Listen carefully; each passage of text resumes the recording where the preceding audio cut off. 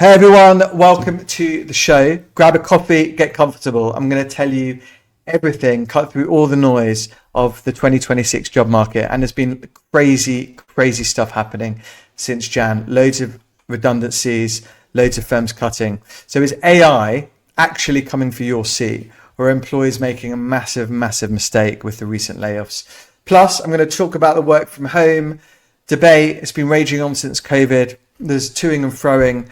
Let's talk about if the era of flexibility is actually ending or not.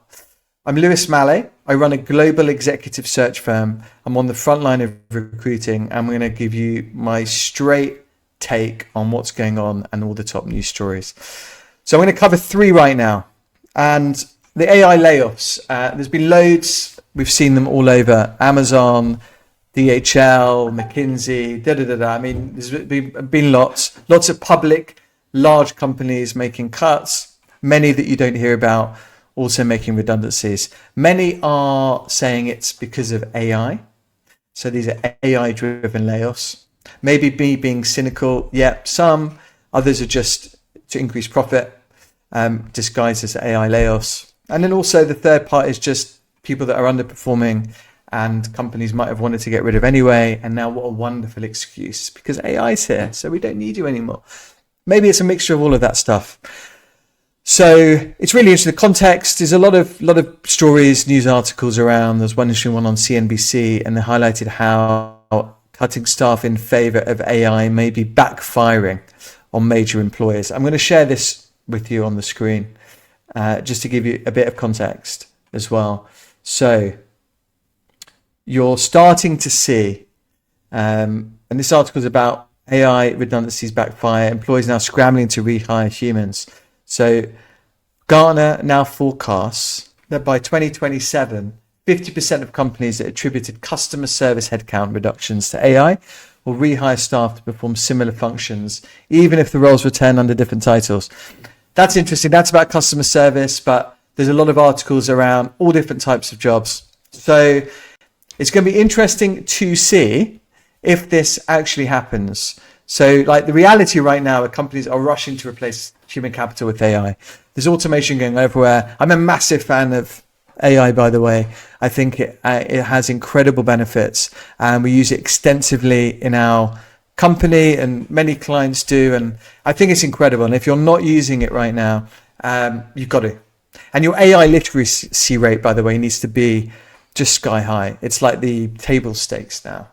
When I'm recruiting for our firm, people need to know what's the difference between an LLM, agentic AI, etc., right? You just need to know what's going on. You need to use it. And the benefit comes with intense use. So don't bury your head in the sand. However, that's not the issue here. This is, are companies cutting too deep? And will they be rehiring people? And so we are seeing a bit of a boomerang. Quietly, and a few, obviously, as you've seen with Gartner, a few studies done recently and polls suggesting that maybe in the not too distant future, companies might regret cutting so deep. So keep an eye out for that.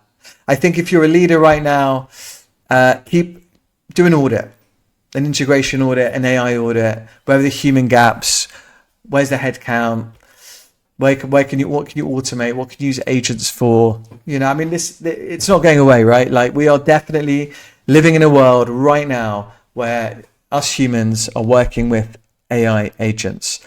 And there's like Maltbook, I know you saw it last week, this social media site for AI agents talking to themselves and this and that. There's some amazing stuff and some crazy stuff and everything in between. So it's not going away, it's here. And I think the best way to do this, if you're a human trying to, just in case an AI agent is watching right now, to try to integrate all of these tools into your game. Like, it's so important. And so I don't think right now, maybe it will, but AI agents won't replace human judgment. I think we need to quadruple down on our human skills, the human authenticity, creativity, leadership, resilience, all of these kind of things I think are going to be even more important. And of course, this varies on industry. So keep an eye out. If you've been displaced because of AI or automation, don't get disheartened. go hard on learning, networking, trying to think, where you can pivot to.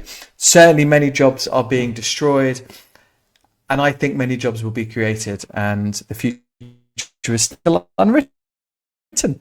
So that's what I think of that. Story 2 is the degree, and I wanted to talk about this because we've been talking about this for a while. And the deal when I went to university, and the deal for many young folks, was go to university, go to college if you're in America, and pay money.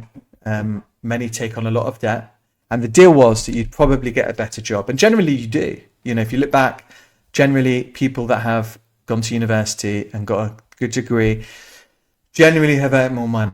But that deal has started to erode. You've seen high graduate unemployment, and I'm going to show you some graphs now. And the deal is starting to break. And again, from what we talked about just before, with automation, AI agents, a lot of that has come from white collar jobs, and a lot of the major grad recruiters, legal firms, banks, management consulting, etc., they've all started to slow their grad hiring. So it's difficult for grads. So people are coming out and you're like, oh my God, I've got debt. Is it worth it? Right? Now, obviously, unless your parents pay for you, and then what an incredible 3-4 years. Some people work really hard throughout. So I'm not saying do not go to university, by the way. I think it's wonderful to continually learn and develop and all of that stuff. But I'm saying that you have to think about it. It's not given now.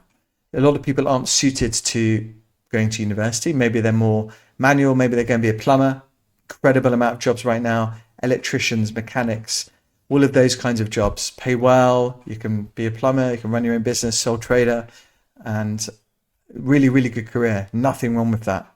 Or maybe you are suited to university, but you've got to think it through. It's no longer a given. I want to give some context. By the way, even Harvard grads are struggling. Let me share my screen and show you. So this is, I'm going to show you Perplexity, and there we go. So I wanted to pull up the graduate unemployment rates. So this is between 2019 to 2025. I wanted to pull up the graph just to give you some context of what we're talking about here. So the red at the top is the US. This is graduate unemployment rates. And you can see it's been, well, this starts at 2021, but it's been gradually, sorry, top one's UK, my fault. 12% in 2021, and it looks like probably, so it's like 13-ish, whatever percent, 2025. So it's been gradually increasing. US, a lot lower, but again, you can see this graph from 2019 all across has been increasing. Graduate unemployment has been increasing. It is a problem.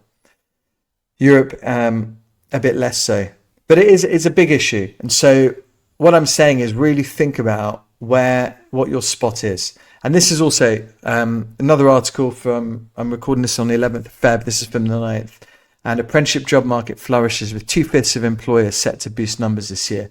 So this kind of talks to people, say 16 to 24-year-olds, people that might not have gone to do A-levels in the UK, or they've finished school at 16, they haven't gone to university, maybe they're not suited for it, they're manual, and a lot of countries, UK, US, they're doing apprenticeship schemes. So you're going to work and learn and earn at the same time. And I think that's an incredible path for young people to take. And I think it should be encouraged, not discouraged. And I feel over the years, it's been looked down upon a bit. And there's been so much encouragement to go to university. So I think there needs to be more education around the different paths that young people can take to make something of themselves and to earn money and to learn, to contribute to society and to find their place, because that's what we all want, to find our place. So if my kind of take on this, final take, if you're a young person watching this and or a grad, let's say you've gone to uni, you're struggling to find work, and I did a post on this on LinkedIn today, many grads are really struggling, is do what you can control. Have a positive narrative in your mind. Don't have that victim mentality. It might be harder now. It might not. Who knows? It doesn't matter. This is your reality. This is your time. And all you can do is what you can control. Go network like crazy. Network like crazy your whole career. Never stop. Learn, develop, Go hard when you get an opportunity, like go all in, even if it's not like the actual thing you want to do. And my final point on this is it's okay to try stuff. You don't have to know what you want to do for the rest of your life in your teens and early 20s. Like go try stuff. I tried loads of different things. It's great to try stuff. And we're going to be working not to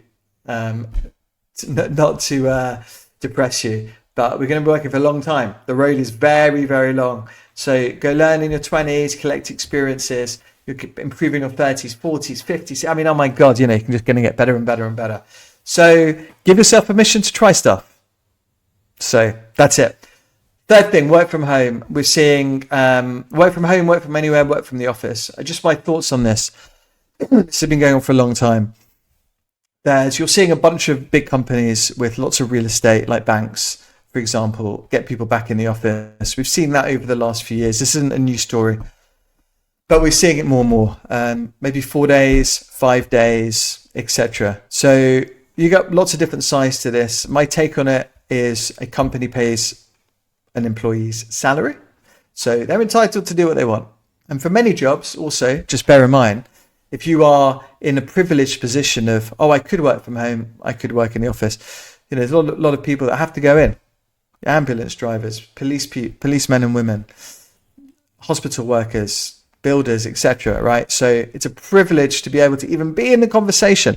But if you are, you can choose as a company what's right for you, right for your culture, why you want to do it. If it doesn't land right and it's not for the right reasons, your people will maybe choose to leave. If you're an individual, again, you can choose. I speak to many people. They want to go in 5 days. Some people want to stay at home 5 days. It's a mix. I run a global, fully remote firm. So that's what we do. We used to be in an office. That's a whole different story. We'll speak about that later. But again, it's no one size fits all. And so I think as an individual, you've got to really choose. You've got to really think about what do you want out of work? Do you want the human connection? Obviously, we want to earn money. We want to contribute, all of that stuff. What are you willing to give and take and things like that. And as a company, again, you've got to put your flag in the sand and think through what it is and what is right for your firm. Hope that helps. Please like and subscribe. Share it with all your friends. I really hope you enjoy it. I do this once a week. So jump on our YouTube channel. Follow me on LinkedIn. Hope you find it useful. And see you soon.